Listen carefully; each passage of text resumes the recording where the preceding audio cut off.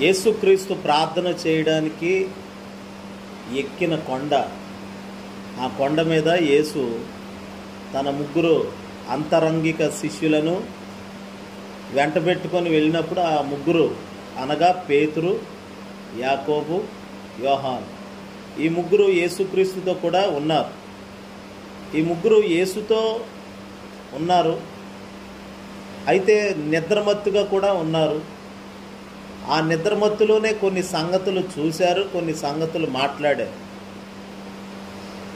నిద్రాభారంతో ఉన్నారు, కానీ ప్రభుతో ఉన్నటువంటి మరో ఇద్దరు ఆయన నిర్గమమును గురించి మాట్లాడటానికి ఒక ముఖ్యమైన విషయం మాట్లాడటానికి వచ్చారు. ఎవరు? ఏలియా, మోషే. కానీ మిగిలిన ముగ్గురు సాక్షులుగా ఉండవలసిన వారే, కాకపోతే వాళ్ళు నిద్రమత్తుగా ఆ మహిమ దిగి వచ్చిన స్థలములో, మహిమ పొందవలసిన సమయంలో, మహిమ చేత నింపబడవలసిన సమయంలో వారు నిద్రాభారంతో ఉన్నారు. కొన్ని పర్యాయాలు మహిమ చేత మనల్ని నింపాలని, మహిమగా ఉండాలని ప్రభు మనల్ని అలా దర్శించినప్పుడు మనలో కొన్ని లౌకికమైన కార్యాలు, దేవునికి ఇష్టం కానివి, ఈ నిద్రమత్తు, సోమరితనం ఇవి ఏం చేస్తాయంటే దేవుని మహిమను గుర్తించకుండా, దేవుని యొక్క శక్తిని గమనించకుండా చేస్తాయి. అయితే పేతురు వాళ్ళకి భౌతికంగా ఒకవేళ శారీరకంగా నిద్ర కలిగిన, ఆత్మీయంగా మాత్రం వారు మెలకు కలిగిన వారుగా ఉండటం కూడా చూస్తాము.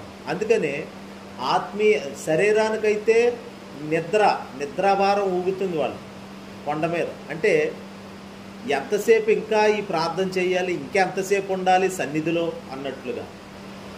కానీ ఆత్మ సిద్ధమే కానీ శరీరము బలహీనము అని ప్రభు చెప్పినట్లుగా వారి ఆత్మ ప్రభు మహిమనే వెతుకుతుంది.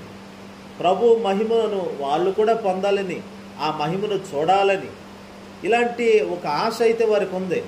దానిని బట్టే ఆ కొండ మీద ఏం జరిగిందో పేతురు గుర్తుపట్టాడు, జ్ఞాపకం ఉంచుకున్నాడు. కొన్ని సంవత్సరాల తర్వాత పత్రిక రాసేటప్పుడు ఆ పత్రికలో ఇప్పుడు 2వ పేతురు పత్రిక 1వ అధ్యాయంలో మరొకసారి చదవండి, 18వ వచనం, 17, 18 చదవండి. ఆయన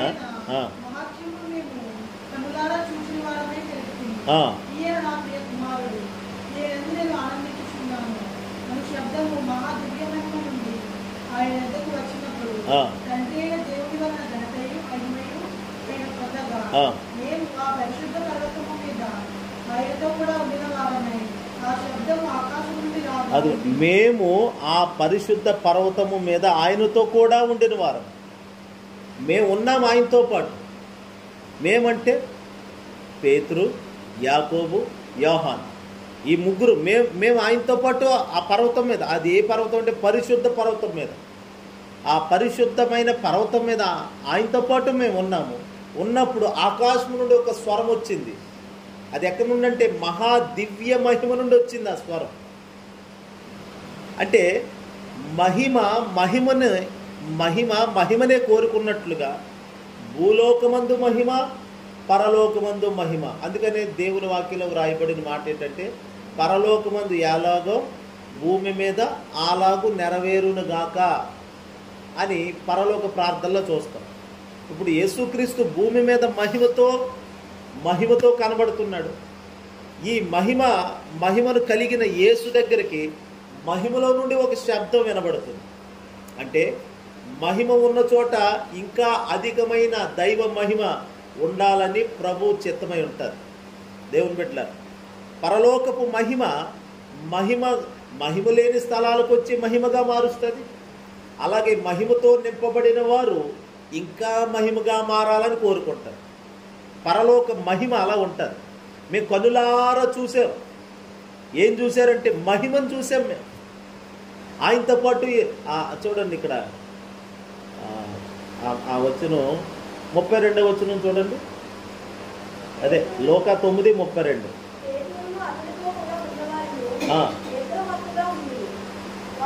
వారు మేలుకొనినప్పుడు అదిగోండి ఎవరు చూశారు? ఆయన మహిమను చూశారు. తర్వాత 31లో వారు మహిమతో ఆగబడ్డారు. ఎవరు? మోషే, ఏలియా. అంటే ముగ్గురు మహిమతో ఉండటం చూశారు. చెప్పండి ఎంతమంది? యేసుక్రీస్తు మహిమతో ఉండడం చూశారు. యేసుక్రీస్తుతో మాట్లాడటానికి, ఒక ముఖ్యమైన సంఘటనను గురించి మాట్లాడటానికి వచ్చినటువంటి ఏలియా, మోషే వాళ్ళిద్దరు మహిమను కూడా చూశారు. చూసి పేతురు ఏమంటున్నాడో తెలుసండి? ఆ 33వ వచనంలో అంటాడు కదా, మనం ఇక్కడ బోధకుడా, మనం ఇక్కడ ఉండుట మంచిది. ఏలినవాడ, మనం ఇక్కడ ఉండుట మంచిది. ఇక్కడ నుండి వెళ్ళొద్దు. వాళ్ళు వెళ్ళిపోతుంటే మనం ఇక్కడ నుండి వెళ్ళొద్దు. మోషేకి ఒకటి, ఏలియాకి ఒకటి, నీకు ఒకటి, 3 పర్ణశాలలు కట్టేస్తాం. మేము 3 పర్ణశాలలు కడతాం. ఆ కట్టి మేము ముగ్గురు ఇక్కడే ఉంటాం అంటే ఏం మాట్లాడాలో ఎరగకుండా మాట్లాడేశాం. ఆ లోపల ఆకాశం నుండి మేఘం ఒకటి వచ్చి వారిని కమ్మినప్పుడు, మేఘములో ప్రవేశించినప్పుడు అంట శిష్యులు భయపడిరంట. వారు ఆ మేఘములో ప్రవేశించినప్పుడు శిష్యులు భయపడారు. ఒక మేఘము కమ్ముకుంది. ఎవరిని? యేసుక్రీస్తుని, మోషేని, ఏలియాని. ఒక మేఘము వచ్చి కమ్ముకున్నప్పుడు ఆ మేఘములోకి వాళ్ళు ప్రవేశించారు. ఏదో మెట్లెక్కి మేడ మీదకి వెళ్ళినట్లుగా. గతంలో కూడా మోషేకి ఇలాంటి అనుభవాలు ఉన్నాయి. దేవుడు మోషేతో మాట్లాడడానికి వచ్చినప్పుడు మోషే మేఘములోకి ప్రవేశించి అప్పుడు ఇద్దరు కూర్చొని మాట్లాడుకునేవారు. ఇప్పుడు ఎవరో వచ్చారండి, మీతో కొంచెం మాట్లాడాలండి అంటే, సరే మన గదిలోకి పర్సనల్గా వెళ్ళి మాట్లాడుకో అంటే, పర్సనల్గా మాట్లాడుకోవడానికి ఒక చోటు కావాలి. మేఘములో దేవుడు మోషే ముఖాముఖిగా కూర్చొని మాట్లాడుకునేవారు, ఎదురుబెదురుగా కూర్చొని. అంత ఆధిక్యత, అంత సామర్థ్యం. ఎలా అంటే అదిగో మహిమతో ఉన్నాడు కాబట్టి. ఒక మహిమ కలిగిన దేవుడు మట్టి మనిషినే మళ్ళీ మహిమగా మార్చి మహిమ ఎదురుగుంటా కూర్చొని మాట్లాడుకున్నట్లుగా ఉంటుంది. ఇప్పుడు మనం మట్టివారమే, మనము మట్టివారమైన ఆయన మనలను జ్ఞాపకము చేసుకొని వచ్చున్నాడు అని వాక్యంలో రాయి. ఈ మట్టిని దేవుడు మహిమగా మార్చాలి. అందుకనే ప్రతి చల్లపూట ఆదాముతో అవ్వతో మాట్లాడటానికి దేవుడు వచ్చేవాడు. ఎందుకు వచ్చేవాడు అంటే మహిమతో ఉన్నారు కాబట్టి. వాడు ఆయన మహిమ కలిగిన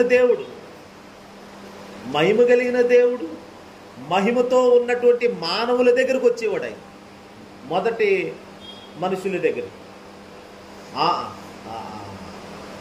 ఆది మానవుడైన ఆదాము అవ్వ దగ్గర వాళ్ళు మహిమను పొందారు. అంటే దేవుడే ఇచ్చాడు వాళ్ళకి ఆ మహిమ. నా మహిమ ఎక్కడుందని వెతుక్కొని వచ్చే దేవుడై. ఈరోజు దేవుని మహిమతో మనం నింపబడాలని కోరుకుంటే తప్పకుండా మహిమతో నింపుతాడు. ఆ తర్వాత మహిమను మోస్తున్న మనతో సహవాసం చేస్తాడు కూడా దేవుడు. మనల్ని ముందుకు నడిపించడానికి ఎల్లప్పుడూ సిద్ధంగా ఉంటాడు. మహిమ లేకపోతే ఒట్టివారమే. ఎప్పుడు కూడా మహిమ లేకపోతే అది ఒట్టి పాత్ర, మట్టి పాత్ర. మట్టి మళ్ళీ కరిగిపోయి నేలలో కలిసిపోయినట్లుగా అయిపోతుంది. కానీ మహిమను ధరిస్తే, మహిమను కలిగి ఉంటే సాక్షులుగా మనము ఉంటాము. మన కొరకు ఇతరులు కూడా సాక్ష్యం పలుకుతారు, దేవుడు సాక్ష్యం పలుకుతాడు. ఇలా గొప్ప సాక్షి సమూహము మేఘము వలె మనలను ఆవరించి ఉంటారు. ఒక గొప్ప సాక్ష్యం ఉంటుంది మనకు. హల్లెలూయా. అందుకని భూమి మీద బ్రతికినంత కాలం ఒక మంచి సాక్ష్యం కలిగి ఉండటానికి మహిమను కలిగిన వారమై మనం ఉందుముగాక. ఇప్పుడు చూడండి, ఆ ఇద్దరు అంటే ఎవరు? మనకి ఇద్దరు అనగానే గుర్తుకు రావాల్సిన వాళ్ళు ఏలియా, మోషే. నిన్న రాత్రి వేళ దేవునక్క లూది అక్క వాళ్ళ ఇంట్లో ఏలియా కోసం, ఏలియా మహిమ ఎలాంటిదో ఓ మాట విన్నాం.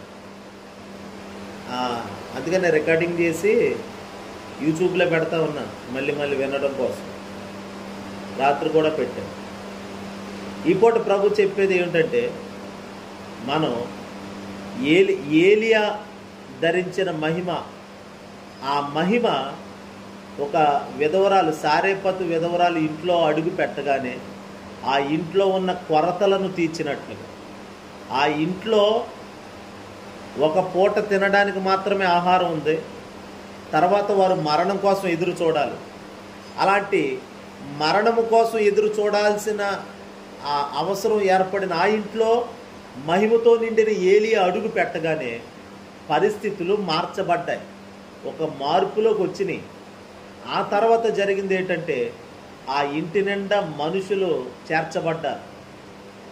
విధవరాలు ఇంటికి సాధారణంగా ఎవరో వెళ్ళటానికి ఇష్టపడరు. అలాంటి ఇంటికి ఆమెతో పాటు ఆమె ఇంటి వారు కూడా 3.5 సంవత్సరాలు కరువు కాలంలో పోషించబడ్డారు. ఇంత మహిమ, ఇంత ఎలాగా? ఒక విధవరాలు కదా, ఇంటి యజమానులు లేడు కదా, ఒకడే కుమారుడు. అమ్మ నీకు రాబడి ఎలాగొస్తుంది? ఏమిటి? నా రాబడంతా దేవుని మహిమలోనే దాగి ఉంది. మరి ఇంతమందికి ఆహారం ఎలా పెట్టగలుగుతున్నాం?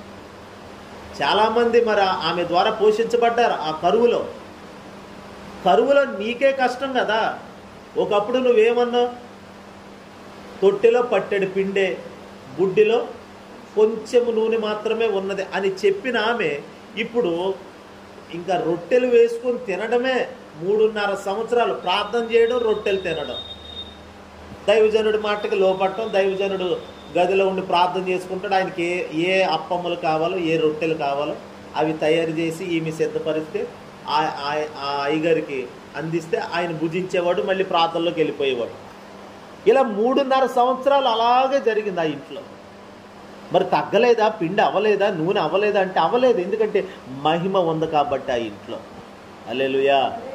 కరువులో మనలను సజీవులనుగా కాపాడుటకు దేవుని మహిమ మనకు చాలా అవసరమై ఉన్నది. కరువులో ప్రజలు పోషించబడాలంటే మహిమ కార్యాలు జరగాలి. యోసేపు 7 సంవత్సరాలు కరువు కాలం, 7 సంవత్సరాల కరువు కాలం రాబోతుందని దేవుడు ముందుగా ఐగుప్తు దేశంతో పాటు అన్ని దేశాలను పోషించాలనుకొని యోసేపుని తన మహిమతో నింపి, ఆ మహిమ కలిగిన ఆ వ్యక్తి, ఆత్మ కలిగిన ఆ వ్యక్తి ఐగుప్తులో అడుగు పెట్టినప్పుడు కరువు రోజులన్నిట్లో అందరికీ ఆహారం పెట్టాడండి. యోసేపు కాలంలో కరువు చేత ఇన్ని వేల మంది చనిపోయారు అన్న అలాంటి వార్త ఎక్కడ వినబడలేదు. ఎలా పెట్టగలిగాడు ఒక్క యోసేపు అనంటే దేవుడు అతనికి ఇచ్చిన జ్ఞాన ఆత్మ అలాంటిది. దేవుడు యోసేపుని ముందుగానే జరగబోయేది ఏమిటో దేవుడికి తెలుసు కాబట్టి, ఏం జరుగుతుందో, ఎలాంటి పరిస్థితిని అనుమతిస్తాడో ఆయనకు తెలుసు కాబట్టి యోసేపును ముందుగానే అక్కడికి పంపించి అన్ని జాగ్రత్తలు తీసుకునేలాగా ఒక సిస్టమేటిక్గా సమస్తాన్ని సమకూర్చి జరిగించి యోసేపును ముందుగానే అక్కడ పెట్టాడు. ఆహారం ఇప్పుడు కరువు వస్తుంది, కరువు వచ్చే లోపల యోసేపును రెడీ చేసి పెట్టాడు దేవుడు. హల్లెలూయా. ఓ పరిస్థితి రాబోతుందంటే దానికి తగినటువంటి సొల్యూషన్ ముందే దేవుడు రెడీ చేసి పెట్టి ఉంచుతాడు. ఈ శ్రమ వచ్చేసిందండి ఇప్పుడు అని అనుకోకూడదు, కానీ ఆ శ్రమకు తగిన సొల్యూషను ఆల్రెడీ పెట్టి ఉంచుతాడు దేవుడు. దానికి జవాబు లేకుండా ఏమీ ఉండదు. నేను ఎప్పుడు చెప్తాను, ఇప్పుడు ఒక మాట చెప్తాను. దేవుని దగ్గర ప్రణాళికలు గోల్డ్ అని ఉన్నాయి. ఆయన దగ్గర చాలా ప్లాన్లు ఉన్నాయి. ఎన్ని ఉన్నాయంటే ఎన్నైనా ఉంటాయి. ఇప్పుడు ఒక ప్లాన్ అడిగి తెచ్చుకున్నాం, ప్రభా ఇంకోటి ఇవ్వండి, ఇంకోటి ఇస్తాడు. అంటే దానికి దీనికి పోలిక ఉండదు. మళ్ళీ క్రొత్త ప్రణాళికలు, కొత్త ప్లాన్లు ఇస్తాడు దేవుడు మనకు. ఆయన దగ్గర ఎప్పుడు ప్లాన్ అనేది అయిపోదు. అది ఊరేడి నీటి బొగ్గది, నూతన జలము, క్రొత్త జలములు ఊరే నీటి బొగ్గ వంటి వాడు మన దేవుడు. హల్లెలూయా. ఇప్పుడు తాగిన రుచి అంతకంటే ఇంకా మరి రుచికరమైనది దేవుడు తీస్తాడు అందులో నుండి. అందుకనే కానా పెండ్లి విందులో మొదట తాగిన ద్రాక్షారసం కంటే రెండవసారి త్రాగుతున్న ద్రాక్షారసం మరింత రుచిగా ఉందండి. అవును, మానవుడు తయారు చేసినది కొంత మట్టుకే కొంత మట్టుకే రుచినిస్తుంది. కానీ దేవుడు కనుక ఇస్తే ఆయన ఎప్పుడు తాజాగా ఇస్తాడో అది చాలా రుచికరమైనదిగా ఉంటుంది. అది హల్లెలూయా. అందుకని యోసేపుని దేవుడు ముందే సెట్ చేసి పెట్టి ఉంచాడు. దేవుడు యోసేపు ఏకమై పనిచేశారు, కరువులు ఒక్కరు కూడా చనిపోకుండా కాపాడారు. హల్లెలూయా. ఒక్కరు కూడా చనిపోలేదు. ఎలాగా? అది దేవుని ప్రణాళికలో యోసేపు ఏకమై ఉన్నాడు కాబట్టి, దేవునితో ఏకమై పని చేయడానికి ఒప్పందం కుదిరింది దేవునికి, యోసేపుకి. మనము కూడా దేవునితో సరైన ఒప్పందంలో ఉంటే, నిబంధనలో ఉంటే, మన ద్వారా కూడా దేవుడు ఎవరిని బ్రతికించాలో వాడిని బ్రతికిస్తాడు దేవుడు. మన ద్వారా దేవుడు ఎవరిని పోషించాలో వాడిని పోషిస్తాడు దేవుడు. అందుకని దేవుడు ఒక శ్రమ రాబోతుంది అని దేవుడికి ముందే తెలుసు. హఠాత్తుగా శ్రమ వచ్చింది అని మనం అనుకోనక్కర్లేదు. వచ్చిన శ్రమకి సొల్యూషన్ లేకుండా లేదు. ఏలియా సారెపతు విధవరాలు విషయమై ఏలియాకి దేవుడు చెప్పేటప్పుడు, ఇదిగో నీవు సీదోను పట్టణానికి వెళ్ళాలి, కెరీతు వాగు దగ్గర ఎంతవరకు ఉన్నావు ఏలియా, ఇక్కడ నీళ్లు తాగావు, కాకోలములు వచ్చి నీకు ఆహారం పెట్టాయి, సరే ఇప్పుడు వాగు ఎండిపోయింది, మరి ఇప్పుడు ఏం చేయాలి ప్రభు అని మొరపెడితే, వెళ్ళు సారెపతు ఊరికెళ్ళు, అక్కడ ఆ గ్రామంలో ప్రవేశించు, అక్కడ ఒక స్త్రీ ఉంటుందని చెప్పాడు. అయితే ఆమెను వెళ్ళి నువ్వు ఇలా అడుగు అని చెప్పాడా? నువ్వు అడిగితే పెడతాదని చెప్పాడా? కాదు. దేవుడు ఏమన్నాడో తెలుసండి, చూడండి మాట చూడండి. మొదటి రాజుల గ్రంథం 17వ అధ్యాయం.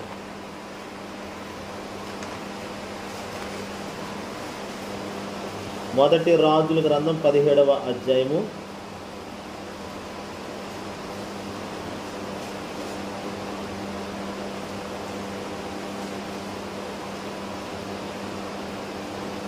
17వ అధ్యాయం 3వ వచనం నుండి చదవండి, 2వ వచనం నుండి చదవండి. కొన్ని వచనాలు చదువుదాం.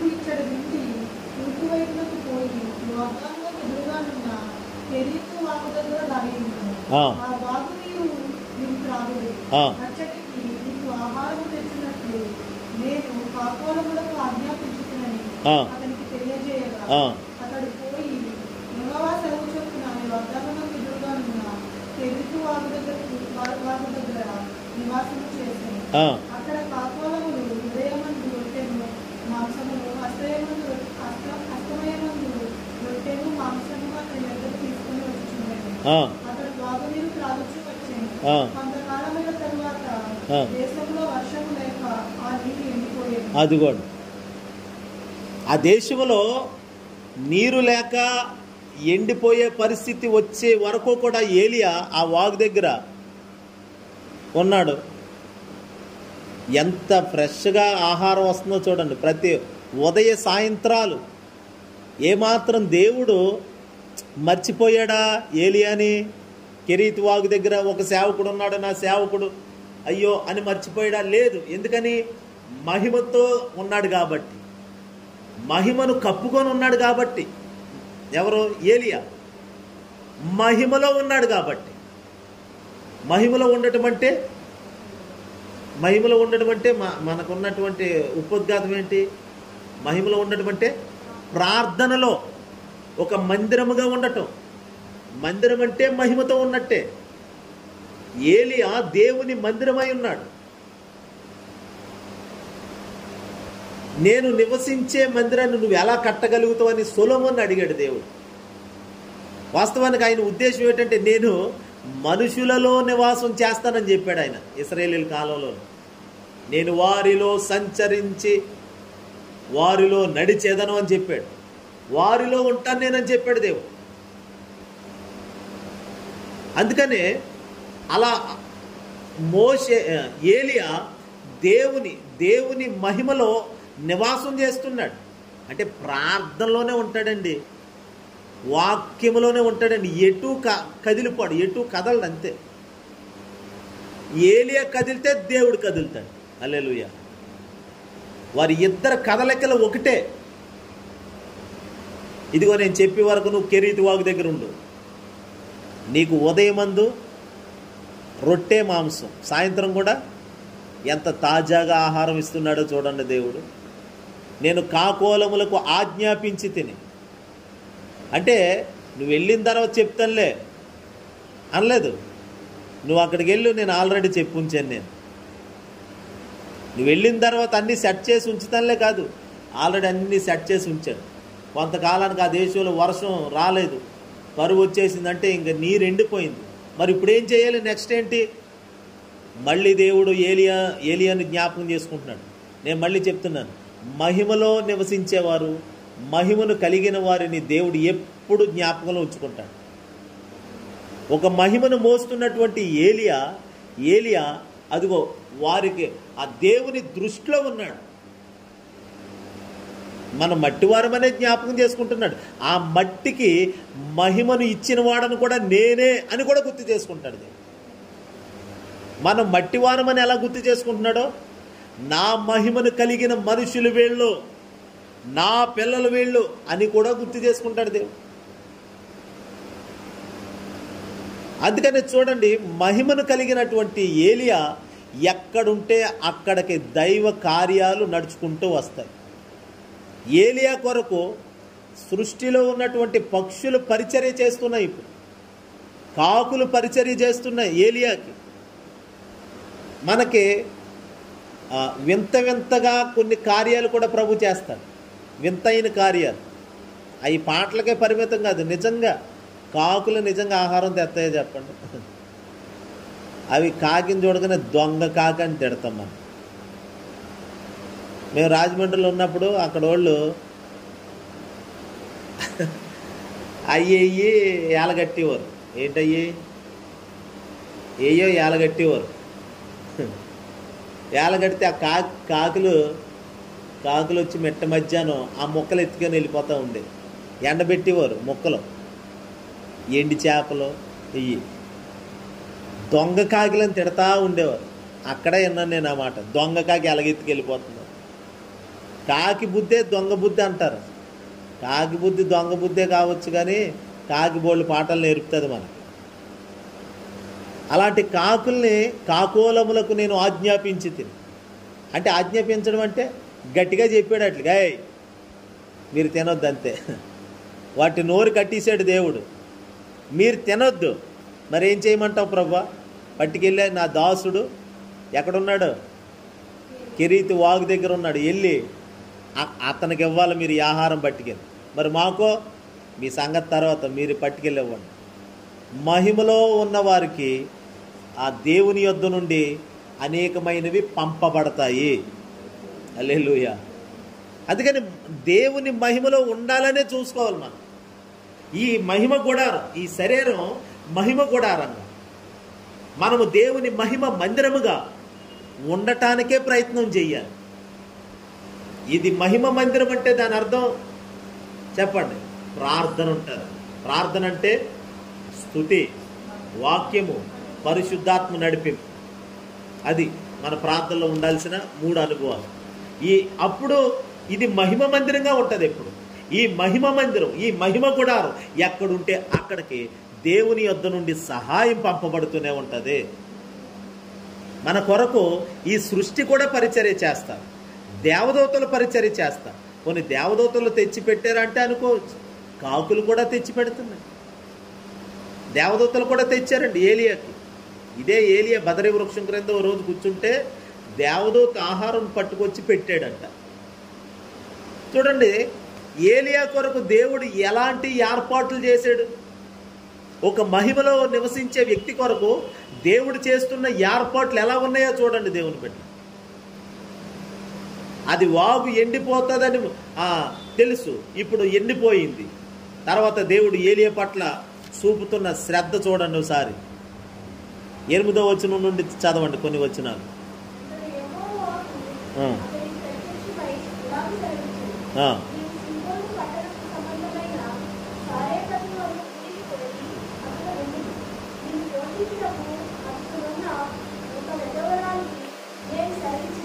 నేను సెలవిచ్చి తిని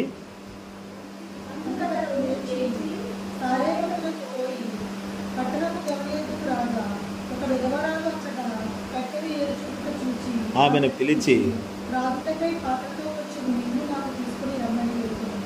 ఆమె నీరు తేబోచుండగా అతడు ఆమెను మరలా పిలిచింది. నాకు ఒక రొట్టె ముక్కను నీ చేతితో తీసుకుని రమ్మని చెప్పాను. చాలా చూడండి, ఇక్కడ 9వ వచనంలో ఏమంటున్నాడు? నిన్ను నిన్ను పోషించుటకు అచ్చటనున్న ఒక విధవరాలికి నేను సెలవిచ్చి తిని.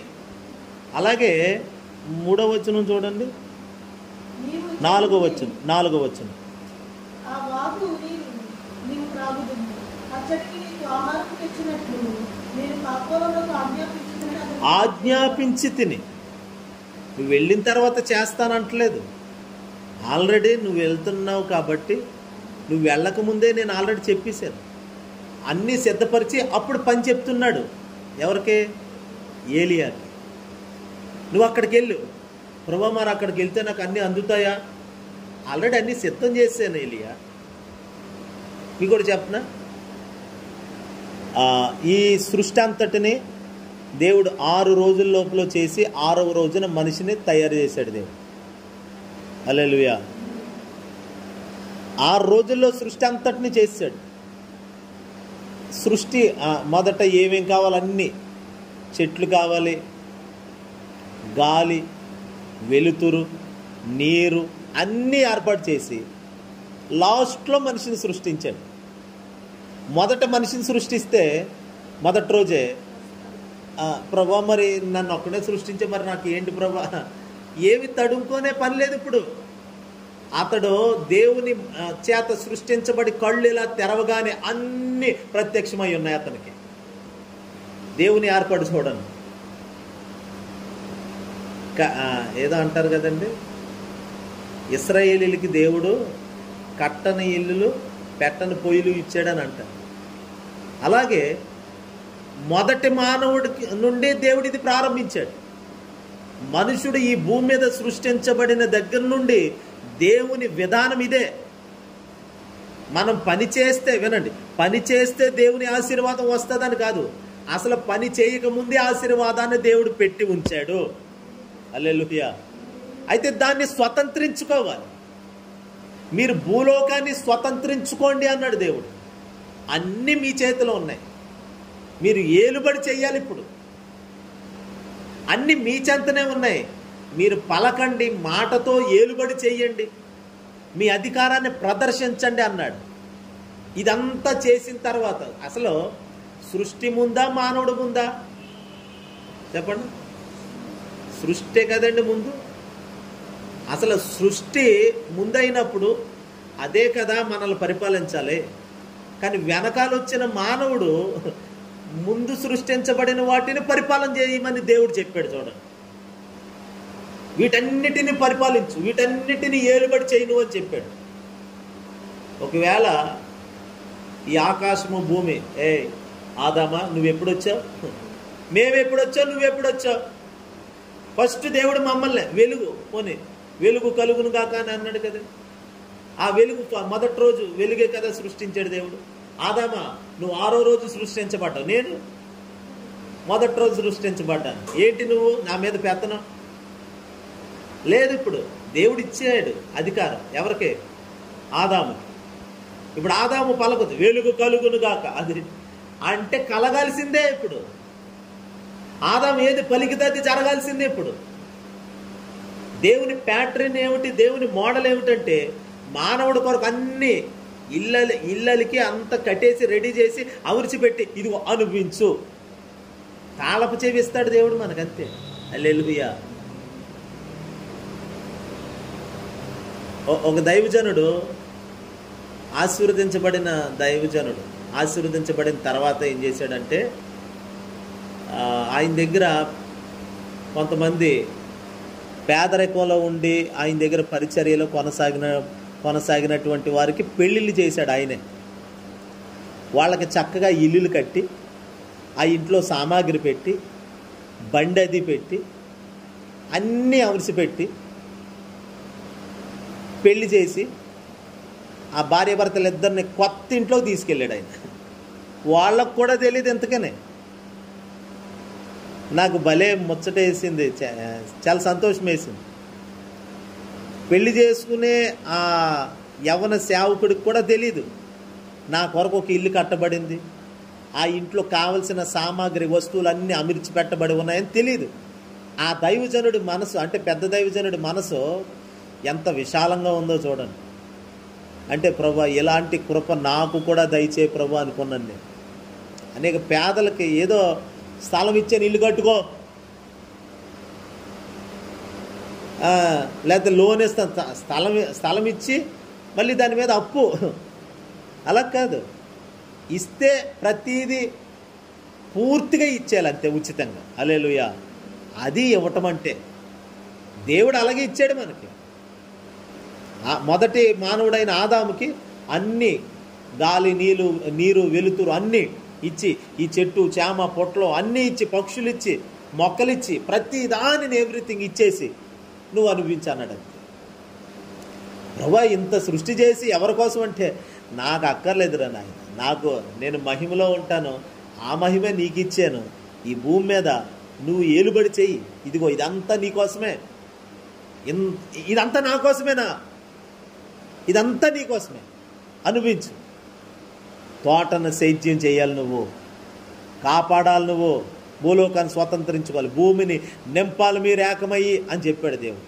ఆ అధికారాన్ని కోల్పోయేటట్లుగా అపవాది వారిని తప్పుదారిలోకి నడిపించాడు. అది ఇప్పుడు మరలా యేసు ప్రభు వచ్చి మనం ఏ అధికారం కోల్పోయామో ఆ అధికారాన్ని మళ్ళీ మనకి ఇవ్వాలనే ప్రభు చూస్తున్నాడు. మన అధికారం ఏమిటో తెలుసా? మహిమలో ఉండే అధికారం మనది. మొదటి మానవుడు ఎక్కడ ఉన్నాడు చెప్పండి? మహిమలో ఉండేవాడు. ఇప్పుడు మరలా మనం మహిమలోకి వెళ్ళాలంతే. యేసునామం. యేసు మహిమతో ఉన్నాడంటే యేసులో ఉన్నవాళ్ళు ఇప్పుడు ఎక్కడ ఉన్నాడు చెప్పండి? మహిమలో ఉన్నాడు. మనము కూడా ఒక మహిమలో ఉండాలని ప్రభు కోరుకుంటున్నాడు. మహిమలో ఉన్నవాడికి ప్రతిదీ పరిచర్య అనేది అదిగో దేవుని యొద్ద నుండి జరుగుతుంది. కార్యాలు దేవుని యొద్ద నుండి వస్తాయి.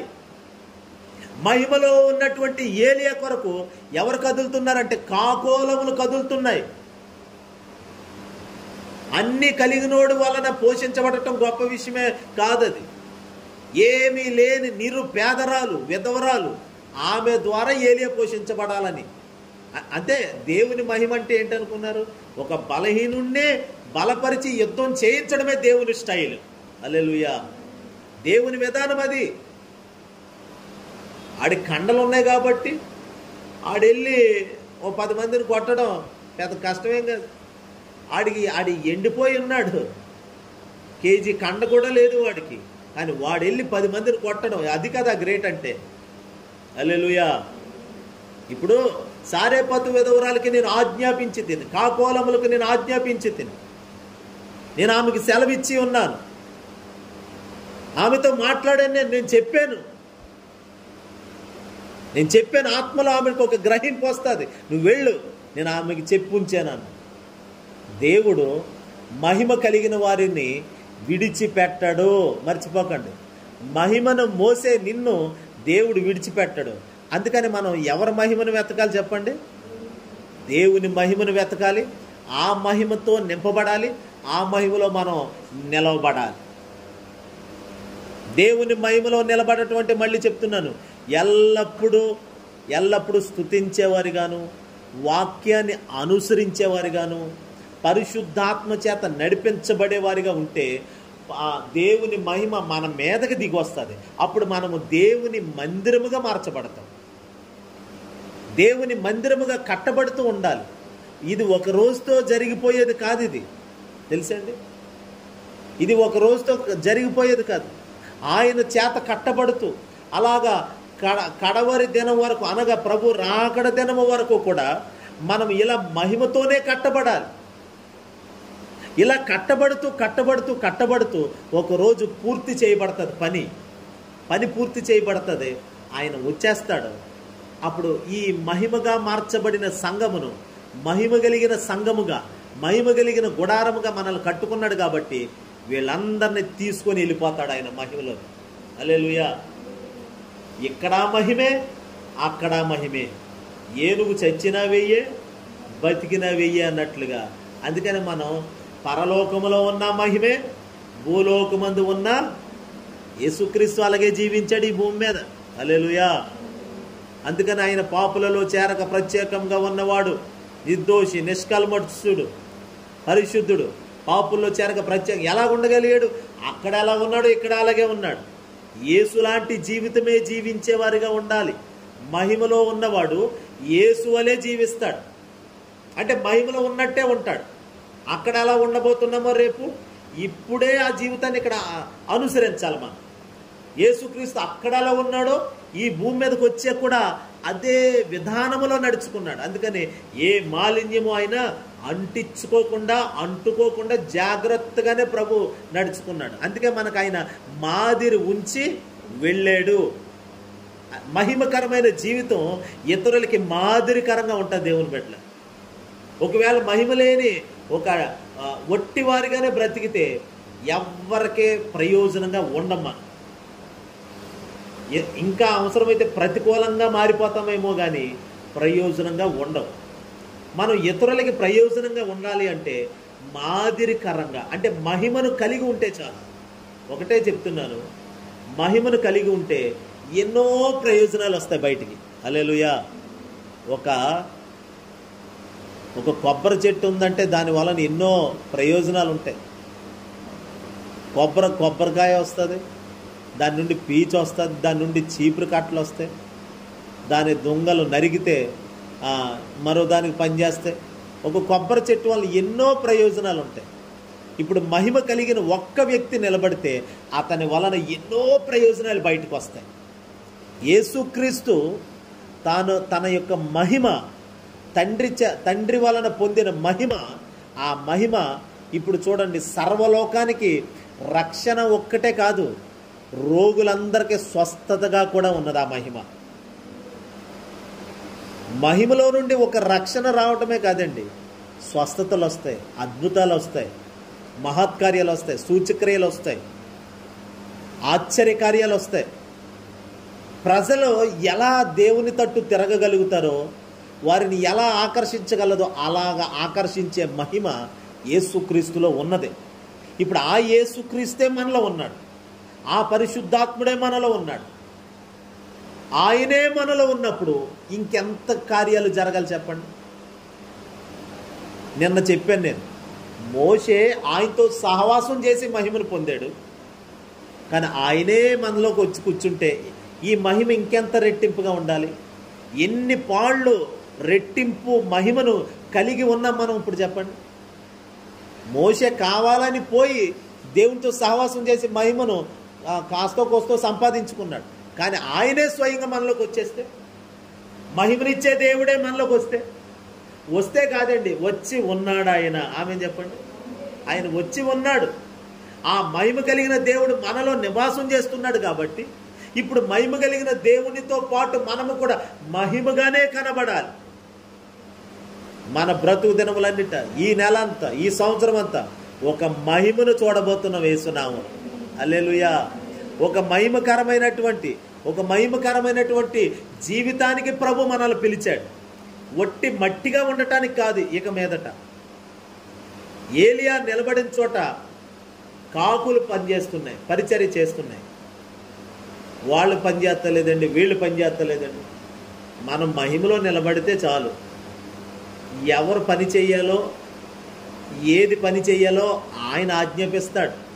ఆయన ఎవరికి ఆజ్ఞాపించాలో వారికి ఆజ్ఞాపిస్తాడు. ఎవరి చేత మనకి పోషణ జరిగించాలో వారి చేత పోషణ పంపిస్తాడు దేవుడు. హల్లెలూయా. కానీ మనం ఎక్కడ ఉండాలి చెప్పండి? మహిమలో ఉండాలి. వారు మహిమతో అగబడి, లోకాసువార్త 9:31లో వారు మహిమతో అగబడి కనబడుతున్నారు. మహిమతో కనబడుతున్నటువంటి మోషే కానీ, ఏలియా కానీ, ముఖ్యంగా ఏలియా విషయం చూస్తున్నాం మనం ఈ పూట. ఏలియా మహిమతో ఉన్న కారణంగా మహిమను పట్టుకొని మహిమను మోసుకొని వెళ్ళాడు కాబట్టి అక్కడ కార్యాలు జరుగుతున్నాయి.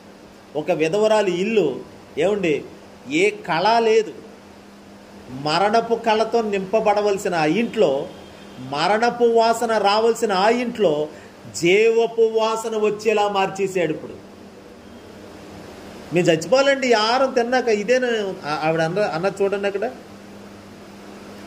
11వ వచనం 12వ వచనం చదవండి.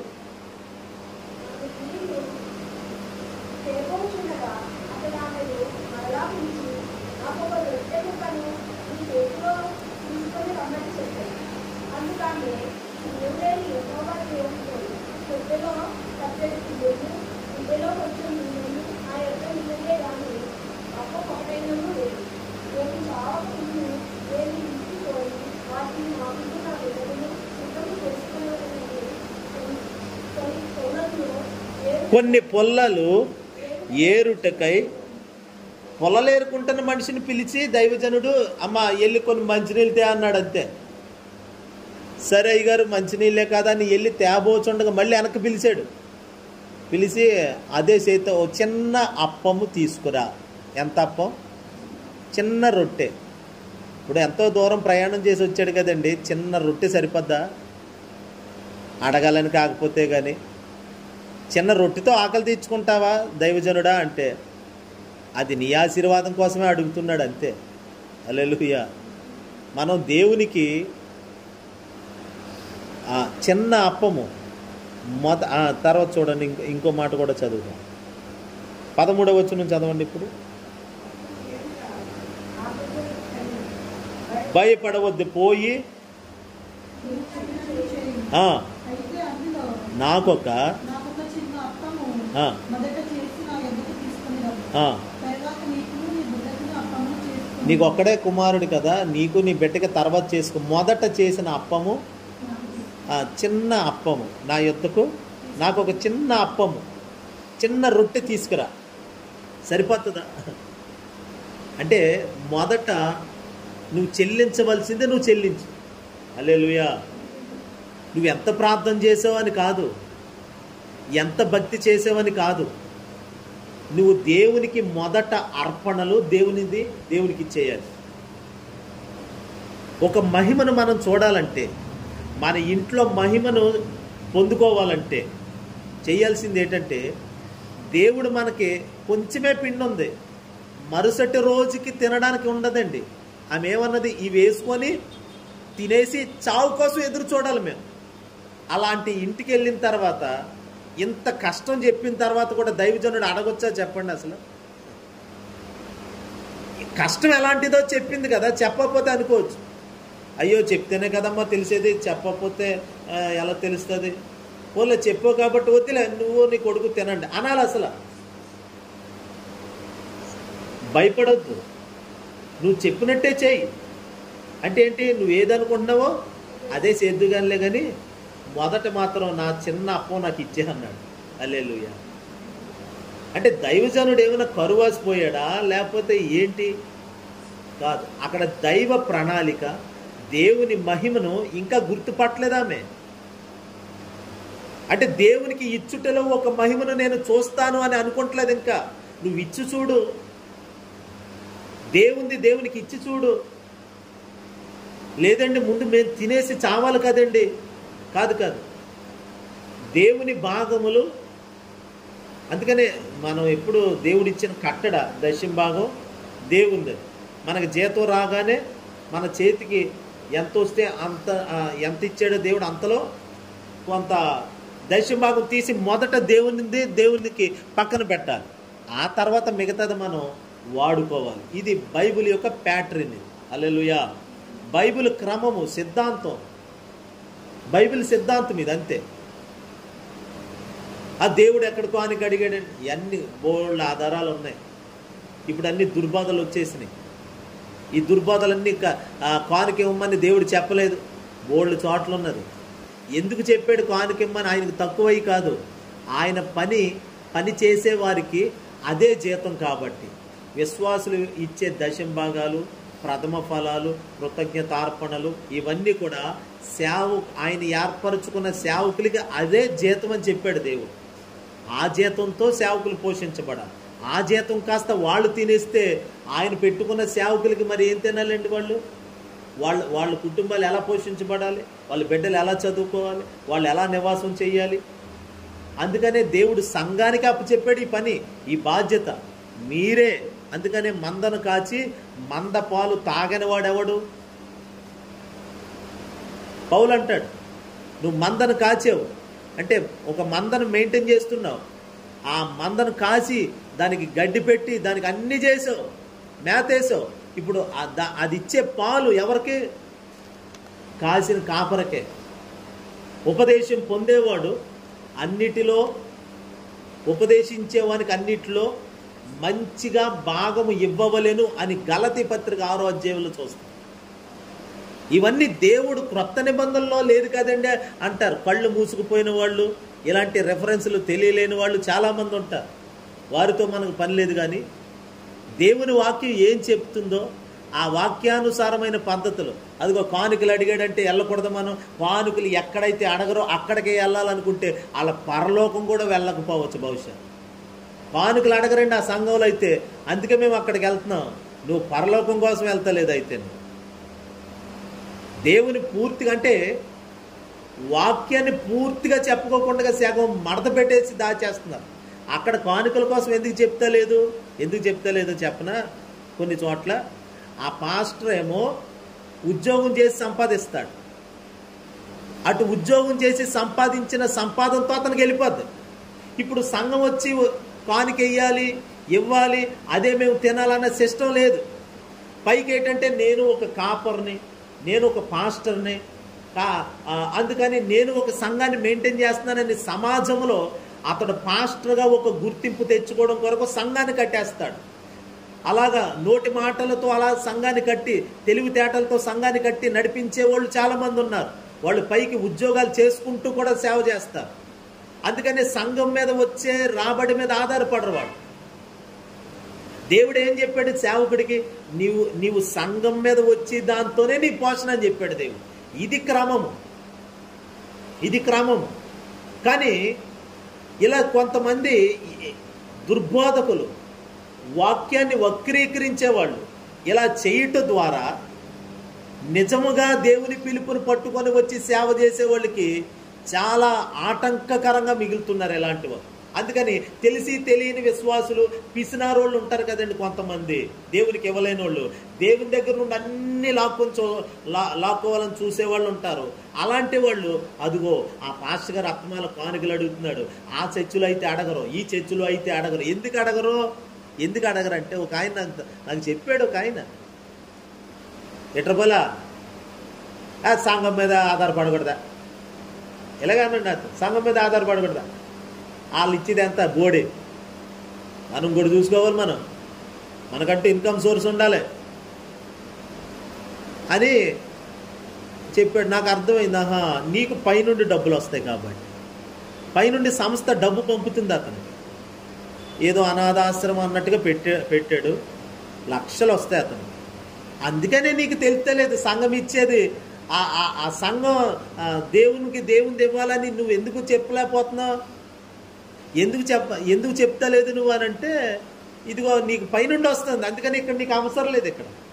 కానీ నిజాయితీగా ఎక్కడ ఎవరి మీద ఆధారపడకుండా దేవుని పిలుపు మీద ఆధారపడి సేవ చేసేవాడికి సంఘములో నుండి వచ్చే 10 పరకో అదే జీతం, అదే ఆహారం. అందుకని నీకు చాలామంది సేవకులు సంఘాల్లో కానుకల కోసం చెప్తారంటే నాకు చాలా చిరాకు. నేను చెప్పను అలాగా. నువ్వు ఎందుకు చెప్పవు అంటే, నీకు ఉంది కాబట్టి సోర్సు, నీకు ఆస్తులు ఉన్నాయి, అంతస్తులు ఉన్నాయి, మంచి ఇల్లు ఉంది, అన్నీ ఉన్నాయి, అన్నీ అమర్చబడి ఉన్నది. నీకు పైనుండి నోట్ల కట్టలు వస్తున్నాయి. నెల నీ అకౌంట్లో లక్షలు పడతాయి. అతని దగ్గర ఇన్ని క్రెడిట్ కార్డులు ఉన్నాయి. నేను చూశాను. వాళ్ళ అబ్బాయికి పెట్రోల్ అయిపోతే బండిలో, డాడీ పెట్రోల్ లేదు డాడీ అంటే, రే నీ బండి ఎప్పుడు పెట్రోల్తో ఉండాలిరా, ఇదిగో ఈ క్రెడిట్ కార్డు, ఓ 3,000 రూపాయలు ఆయిల్ కొట్టించు, పట్టుకెళ్ళి కార్డు నీ దగ్గర పెట్టుకో. లక్షలు ఉంటాయి ఒక్కొక్క కార్డులో. అంటే ఉంది కాబట్టి ఇలాంటి వాళ్ళు వలన ఏమంటే దేవుని పిలుపు, ఏర్పాటు, దర్శనం చేత పట్టుకొని, కడుపు చేత పట్టుకొని వచ్చి సేవ చేస్తారు చూడండి. అలాంటి వాళ్ళు తినే దాంట్లో మట్టేసిన దాంతో సమానంగా చేస్తారు ఇలాంటి. కాబట్టి ఇవి కూడా ఉన్నాయి, మనం జాగ్రత్త పడాలి. ఏలియా అంత గొప్ప ప్రవక్త, ఆకాశం నుండి వర్షం కురిపించగలడు, ఆకాశం నుండి అగ్ని కురిపించగలడు, అన్ని చేయగలిగిన వాడు. ఇక మళ్ళీ సారెపతి విధవరాలు ఇంటికి వెళ్ళడం ఎందుకు? ఇంకా కాకులు వచ్చి పోషిస్తున్నాయి కదా. ఇప్పుడు కెరీతి వాగు అయితే ఎండిపోయింది, ఇంకో చెట్టు చోటుకి వెళ్ళి ఉండి నేను అక్కడ కూడా కాకులు పంపిస్తాను అనాలి కదా దేవుడు. ఎందుకు అనలేదు? దేవుడు ఆ కుటుంబాన్ని మహిమతో నింపాలనుకున్నప్పుడు, దేవునితో కనెక్ట్ అయి ఉండాలని, నేను దేవునికి ఇవ్వాలి, ఇదంతా నాది కాదు, ఇది దేవుని ఇచ్చిన ఆశీర్వాదం, మన ఇంట్లో ఏ వస్తువు ఉన్నది దేవుడు ఇచ్చాడు అనుకోవాలి మనం. హల్లెలూయా. ఏదున్నా అది దేవుడు ఇచ్చాడు అనుకోవాలి. అలా అనుకున్నవాడే దేవునికి తిరిగి ఇవ్వగలుగుతాడు. ఇది నా స్వయం, ఇది నా కష్టం, ఇది నా రెక్కల ముక్కలు చేసుకొని కష్టపడి కట్టానండి అన్నవాడు దేవునికి ఏమేమో పిసినారోళ్ళని. దేవునికి ఒక వ్యక్తి బాగా పెడుతున్నాడు, దేవుని విషయాల్లో అన్నిట్లో చేయి చాపుతున్నాడంటే దాని అర్థం ఏంటో తెలుసండి, ఇదంతా దేవుడు ఇచ్చాడండి నాకు అంటే కృతజ్ఞతలు అనమాట. దేవునికి థ్యాంక్స్ చెప్పడం అదేనండి. ఎలా థ్యాంక్స్ చెప్తాం చెప్పండి ఒకసారి. దేవుడు ఏమైనా మనకు చెయ్యి ఇస్తాడా, లేకపోతే మనం చెయ్యి థ్యాంక్స్ ప్రభు అని చెప్పడానికి ఎలా చెప్తాం? మనం ఇచ్చుట ద్వారానే ప్రభువుకి కృతజ్ఞతలు చెల్లించగలం. హల్లెలూయా. ఇచ్చుట ద్వారానే కృతజ్ఞతలు చెల్లించగలం. మనకు దేవుడు ఇచ్చిందంతా మంద కాదు, అది దేవుడే ఇచ్చాడు. ఎవడైనా ఆశీర్వదించబడిన తర్వాత ఇదంతా నా వలనే అని అనుకోకూడదని ఉంది బైబిల్లో. మరి ఎవరు ఇచ్చారు అనుకోవాలంట? దేవుని వలన, ఇదంతా దేవుని వలనే కలిగింది. చూడండి ప్రసంగి గ్రంథంలో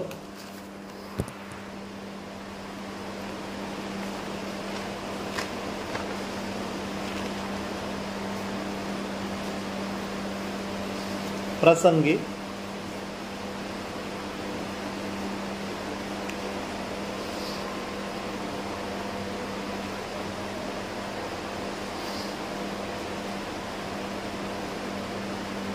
9వ అధ్యాయము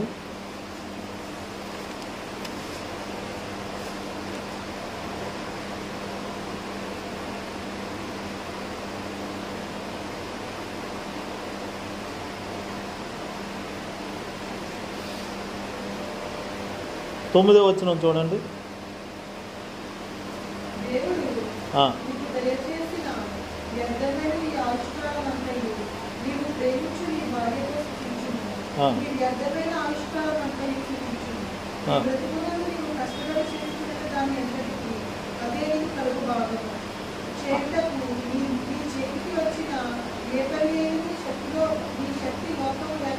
సారీ అండి, 5వ అధ్యాయము 19వ వచనం చూడండి. 18, 19 చదవండి.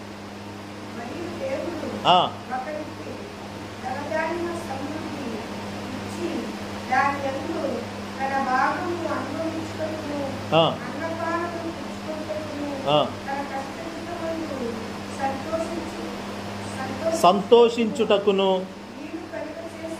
వీలు కలుగు చేసిన ఎడల అతనికి ఆ స్థితి దేవుని ఆశీర్వాదము వలన కలిగినది అని. అదిగోండి, దేవుని ఆశీర్వాదం వలనే ఇది కలిగింది అని అనుకోవాలంట. నేను బాగా చదివి ఇంత ఉద్యోగం సంపాదించానండి, బాగా చదివాను కాబట్టి ఇంత ఉద్యోగం వచ్చిందండి అనకూడదు. నా ఒంట్లో బలం ఉంది కాబట్టి పని చేసుకొని రాగలిగానండి అనకూడదు. మన బలము మన శక్తి కాదండి, అంత దేవుని కృప అంతే. మరి దేవుడు ఇంతగా మన ఎడల దయాదాక్షిణ్యాలు కనపరిచినప్పుడు మనం దేవునికి ఏమి ఇచ్చి రుణం తీర్చుకోగలం? ఏమి ఇచ్చుకొని రుణం తీర్చుకోలేం కాబట్టే ఆ 10వ 11వ ఇచ్చి దేవునికి థ్యాంక్స్ చెప్తున్నాం అంతే. అదేమి ఎక్కువ కూడా కాదు, అది మనం ఎక్కువ ఇచ్చేస్తున్నట్టు కూడా కాదు. అది మన జీవితం అంతా దారబోసినా సరిపోదండి చెప్పాలంటే. హల్లెలూయా. ఒకడు దేవునికి ఇవ్వక్కర్లేదు అనుకున్నాడంటే అతడికి దేవుని మనసు లేదు అని అర్థం. ఓ మాట చెప్తాను చూడండి. హల్లెలూయా చెప్పండి. ఓ మాట ఏంటంటే, దేవుడు తన ప్రియమైన కుమారుని మన కొరకంట ఉచితంగా ఇచ్చాడని ఉంది బైబిల్. అంటే ఇవ్వటం అనేది దేవుని మనసు. ఈరోజు మనం దేవుని పరిచర్యకి కానీ, ఒక సేవకుడికి కానీ, సంఘంలో ఉన్న పరిచర్యకి సపోర్ట్ చేయడం కానీ, ఇదంతా కూడా అలా చెయ్యాలి అనుకోవటం అది దేవుని మనసు. అది అంతే. దేవుని మహిమలో ఉన్నవాడు ఇలాంటి లెక్కలేయడు. మొన్న ఒక ఆయన భోజనం చేయడం జరిగింది. ఇంకొక ఆయన నేను కలిసి డ్రింక్కి ఎంత అయింది తిన్న ఆహారానికి ఎంత అయింది, రెస్టారెంట్ బిల్లు ఎంత అయిందని వెనకాల కూర్చొని లెక్కలేస్తున్నాడు. ఆ లెక్కలాపన్న చిరాకు నాకు. లెక్కలాపు తిన్నదానికి లెక్కలేస్తావేంటి? 1000 అయిందా, 2000 అయిందా? అయితే నేను ఇస్తాను. తిన్నదానికి లెక్కలేకు, పిసినారిగా లెక్కలేకు. కుడి దగ్గర ఎంత ఇచ్చాం, తిన్నదానికి ఎంత ఇచ్చాం, అసహ్యం. లెక్కలేసుకోకూడదు. ఒకడు తినుము తాగుము అని అనునే కానీ వాడి అంతరంగములో లెక్కలు చూచుకొను అని ఉంది సామెతల్లో. బాబోయ్, తిను తిను తిను తిను, ఇంకేయినా అంటానే ఉంటాడా? ఇదైతే మళ్ళీ నాకు ఉండదేమో, ఇదైతే నాకు ఉండదేమో. పైకేమో ఇంకైనా ఇంకొంచెం వచ్చిదే.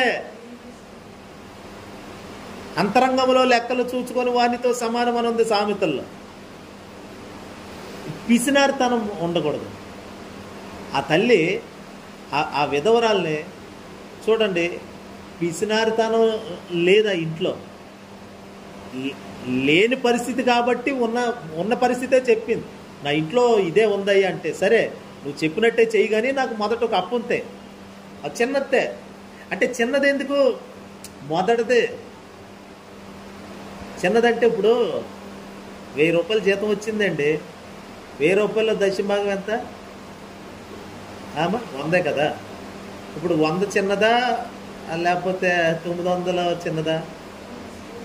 అదే చిన్నదే కదా. ఆ చిన్నదే ముందు, మొదటిదే చిన్నదే, అది అలా పక్కన పెట్టేయాలి. హల్లెలూయా. మిగతాదే నువ్వు చెప్పినట్టే చెయ్యి. నువ్వు చెప్పినట్టు నువ్వేమనుకుంటావో అవి ఆ 900లో చేసేయి. ఆ తర్వాత దేవుని మహిమ చూస్తావు నువ్వు. హల్లెలూయా.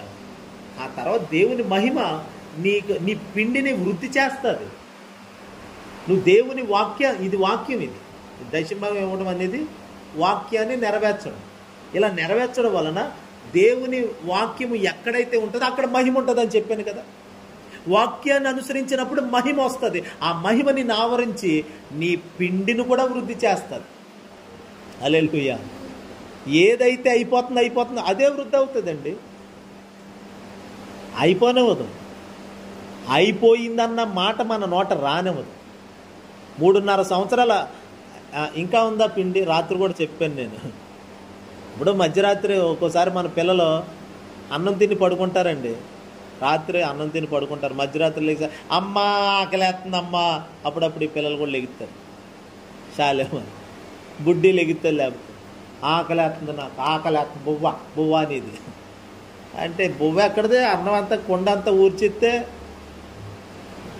వండుకున్నదే అయిపోయింది, తినేసా అయిపోయింది. మళ్ళీ మధ్యరాత్రిలో వచ్చి బువ్వ ఏడుస్తుంది. ఒకసారి మధ్యరాత్రి లేచి ఆవిడతో అన్నం వండించిన రోజులు ఉన్నాయి తెలుసండి. చిన్నపిల్ల అన్నం మొన్న ఇప్పుడు కానీ పెద్ద పేజీ పెట్టేసింది. అప్పుడు లేచి మధ్యలో ఇక అన్నం వండాక చల్లారాక పెరిగేసుకొని తిన్నాక అప్పుడు పడుకుంది. టైం ఎంత అవుతుంది? 1 గంటకే. హల్లెలూయా. 1 గంటకే. అంటే మనం లేదంటాం, కానీ ఆ ఇంట్లో ఆ విధవరాలు కొడుకు వచ్చి అమ్మా ఇంకో రొట్టె కావాలమ్మా, టైం ఎంతరా? 2 అవుతుంది, వేసుకు తిన్నా. అవ్వలేదు. 2 గంటలకు కానీ 1 గంటకు కానీ 3 గంటలు, ఏ టైంతో పని లేదండి. ఎనీ టైం ఆ తొట్టెలో పిండి వస్తానే ఉంది. పైగానంటండి ఆ మాట చూడండి, అక్కడ ఉంటుంది. మొదటి రాజులు 17:14 నుంచి చూడండి.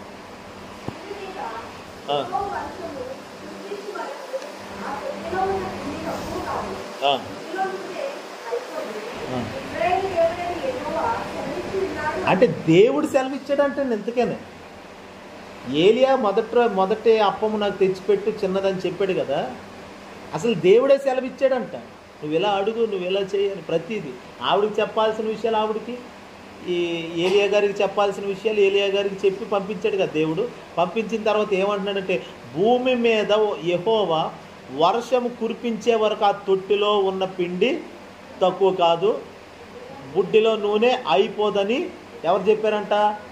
ఇశ్రాయేలీల దేవుడని యెహోవా సెలవిచ్చాడు. ఆయన సెలవిచ్చాడు. ఆయన సెలవిచ్చిన మాట నేను ఆత్మలో నుండి పలుకుతున్నాను. తొట్టిలో పిండి అవ్వదు, బుడ్డిలో నూనె తక్కువ కాదు.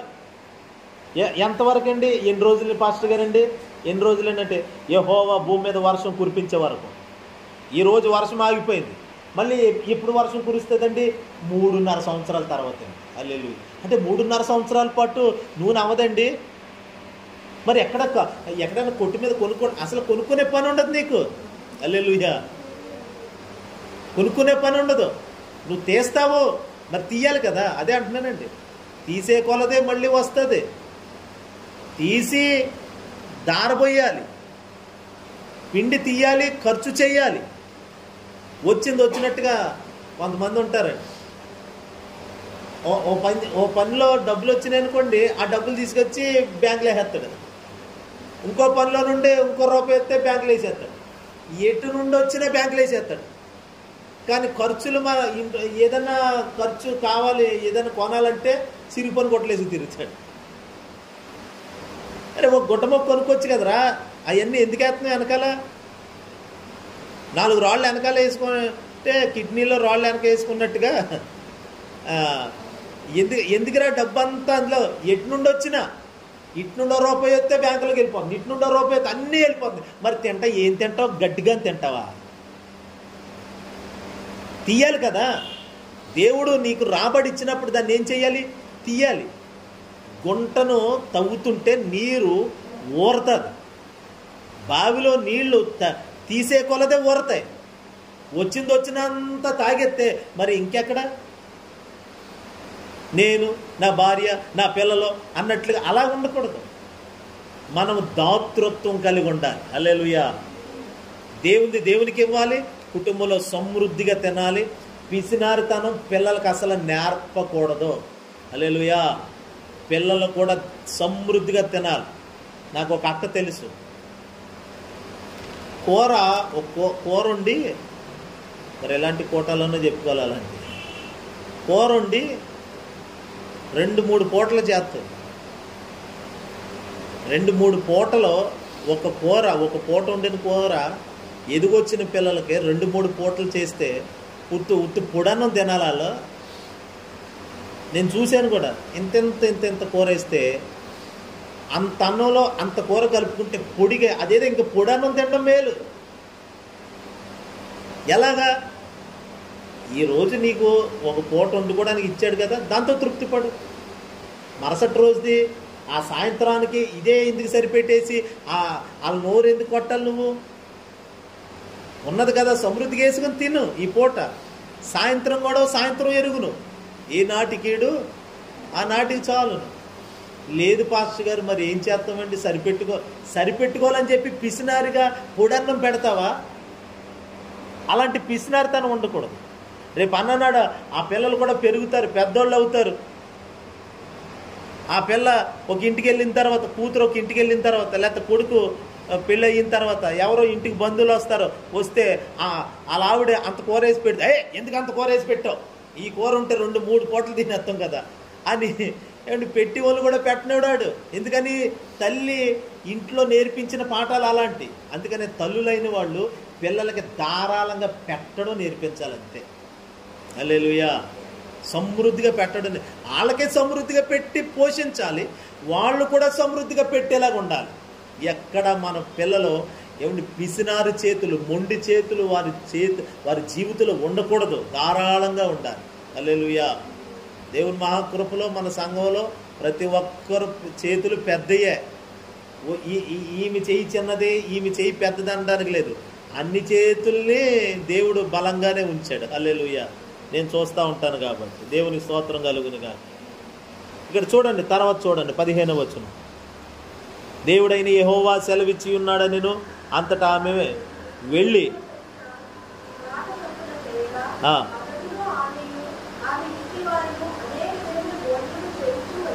అది కూడా చూడండి. ఇక్కడ ఎవరున్నారు? అక్కడ అతడును ఆమెయు. చదవండి.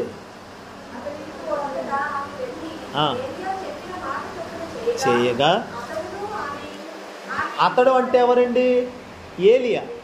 ఏలియా ఆమె కొడుకు, ఆమె ఇంటివారంట. ఇప్పుడు ఇంటివారు ఎక్కడి నుండి వచ్చారు? ఇంటివారు కూడా ఎక్కడి నుండి వచ్చేసారు? అంటే బంధువులు, ఆ ఊర్లో ఉన్న బంధువులందరికీ కూడా ఇప్పుడు ఈమె ఆహారం పెడుతుంది. ఇప్పుడు